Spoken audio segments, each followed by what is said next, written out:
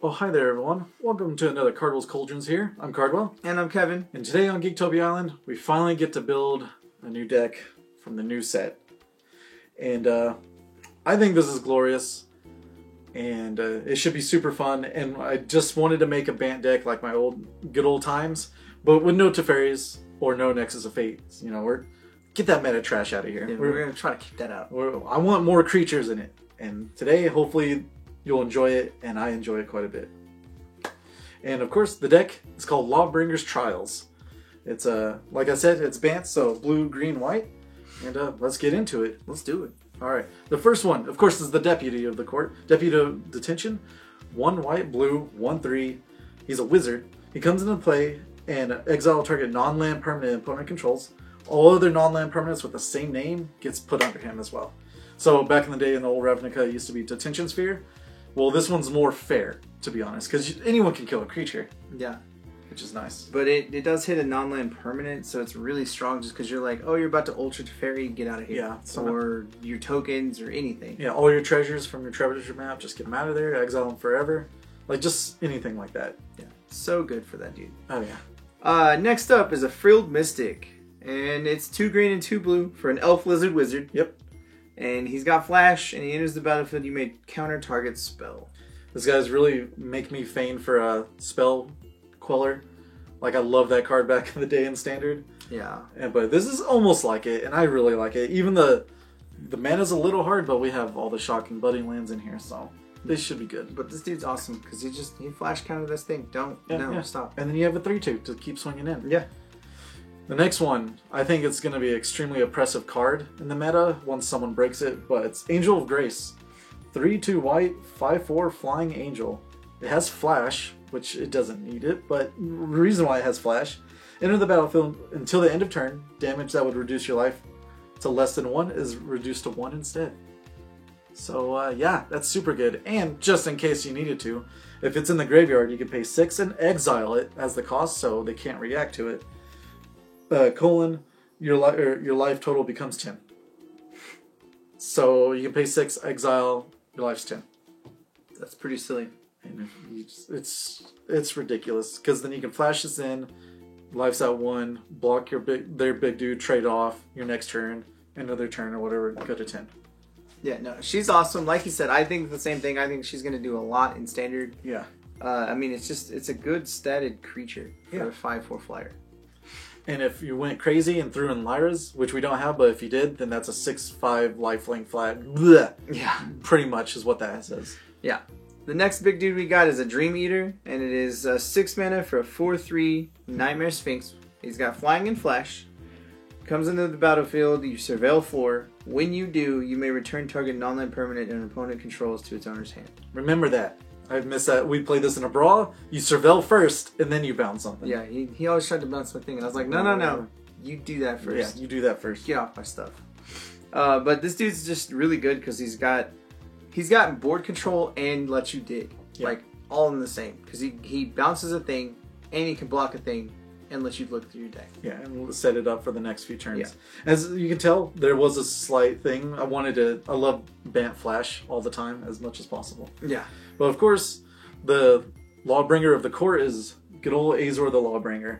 He's a 6/6 flying, so he costs 2 white, 2 blue. Now I wanted to bring him back. He's very cheap right now, like $1.50 for $2, and I picked him up as fast as I could. When he enters the battlefield, each opponent can't cast instant or sorcery spells during the next player's next turn. So you can't kill it. They can't do anything to this at the end of turn or on their turn. But whenever Azor attacks, you may pay X, white, blue, blue. If you do, gain X life, draw X cards. So he is the Sphinx's Revelation from the old set. Yeah. Yay, Sphinx's Rev. Yeah. And we have a cute little combo with him, and that's hence why this is all coming together. And I'll let you explain that cute little combo card. The cute little combo is also an extremely impressive card in Standard, is Wilderness Reclamation. It's 3 and a green, and you've seen this in every single Nexus deck ever, but it's an enchantment. At the beginning of your end step, untap your lands. It's so good. It's broken. It does so much because you have all these flash dudes, and then with Azor, you just like swing Azor, draw 6 cards, untap all my lands at the end of turn. Yeah. I have everything. I have cards I to need. counter your stuff. I have whatever. Yeah. And that's the main reason I was like, I'm going to put these two together finally. And it's pretty silly. I got to do it once, thankfully, and it was fucking awesome. Yeah, it's pretty silly. Yeah. Next up is a Law Mage's Binding, and it's another flash card to just help you get there. Yeah. And it is a white and a blue for an enchantment aura, and it's got flash, enchanted creature. Enchanted creature can't attack, block, or use its activated abilities. So it's essentially a Faith's Fetters without the gain life. Yeah. With flash. That's so strong. I like it. Because it stops all kinds of silly stuff like the new Aristocrats card. It stops that. It stops Azor from doing his thing. It just stops all kinds of activated abilities that you're just like, no, don't do that. Yeah, just stay there. Thanks. And then, of course, the next one is Growth Spiral. It's one of my favorite commons. It is my favorite common of the set, I do believe. It's insane. Instant card. Green, blue. Draw a card, and then you may put a land into play. Just instant draw ramp spell. Thank you. Yeah. For 2. Because it's turn 2, you're just like, play my land, go. Yeah. That leaves up a counter spell, so you can be like, counter your thing if I need to. And if you don't, you're just like, into your turn, I'm gonna put a land into play. Yeah. So I get to be one land above you, which is ridiculous. Exactly. And then like if you do a turn 2, turn 3 you can plop a land down, play Wilderness Reclamation, and then hopefully you just win. Yeah. Because you can control the whole game after that. To help do that is actually, I think it's the weakest link, of course, is Absorb. 1 white, blue, counter target spell, you gain 3 life. I say it's the weakest because I suck at counter spells. I hate using them. I'd rather use creatures that counter instead of actual counter spells. But it's still good. It still helps you get there. Yeah, Absorb is going to be really good in the format just because white-blue is pretty strong and it's got a lot of really good cards. Yeah. So definitely think about Absorb. And 3 life is nothing to shake. Yeah. It's worth it. Of course, another one is Warrant and Warden. We only care about Warrant because it's the only good part. It's a split card. It's 2 Azorius. Put target attacking or blocking creature on top of its owner's library. That is super strong. It's amazing. And like, just to put your dude back behind a turn, it just makes you win. Yeah, and if you need to save your own dude really bad, you can. You just be like, put my Dream Eater back on top after it's attacking because I don't want it to die yet. Exactly. But mostly, you're going to use it on their stuff. Oh, yeah. But to save your own dudes, we do have Release to the Wind. And it's a blue and 2 for an instant. Exile target non-land permanent. For as long as that card remains exiled, its owner may cast it without paying its cost. So essentially, like I was saying, if you need to save your dude, you're just like, play this on my Dream Eater. Yeah. It goes out, and then my turn or your turn. Since Dream Eater has flash, you can play it at any time. Yeah.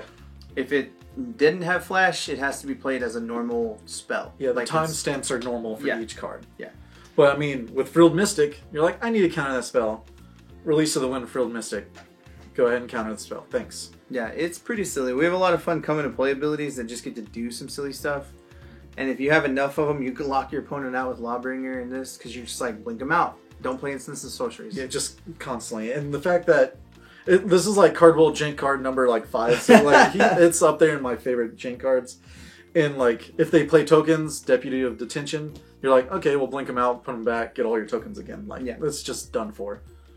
Yeah, Release the Wind's pretty silly. Love that card so much, especially with Reclamation as always, because that's just a powerful card. Yep. All right, with that is the basic 60 right there. We do have the lands. It's literally 4 of all Shocklands and all Bunny lands. So we have the Temple Garden, green-white, Breeding Pool, green-blue, Hollow Fountain, blue-white. We have the Sun Petal Groves, which is the green-white, Hinterland Harbors, which is the blue-green, and Glacial Fortress, which is the white-blue. Now, we didn't mix this up from the Brawl video. We made it 26 lands, and of course we have 3 basics, because why not? You need them just in case of Field of Ruin. Yeah, Field of Ruin, Assassin's Trophy. You're still going to have basics. Exactly. Green, white, blue. But just don't run very many, because it's just too good to run all the non-basics, because you get all of them. Yeah, and if you notice, there's a lot of double colors in here, like green, blue, blue, and then Azor's 2 blue, 2 white, and then 2 blue on the Azor. Double whites. It's just silly, but yeah. So it really helps with that. And of course, sadly, no sideboard at the moment, because we just started. So we don't know exactly what to prepare for. We don't know what's going to change, what's going to happen. We'll be finding out. And that's why I think this is a perfect first balance. Because you got creatures, you got things that counter, creatures that affect the board. you know, it's just all that works. Mm-hmm. With that, hopefully you enjoyed your stay here at Geektopia Island. The list will be down below, and hopefully you have a good day. Later. Bye. Also, guys, make sure you hit that like button, subscribe to our channel, and if you want to keep up to date on all of our future content, make sure you tap that bell. And go ahead and check us out on our streams. Don't forget to support us on Patreon. And thank you for staying here on the island. Later, guys. Bye.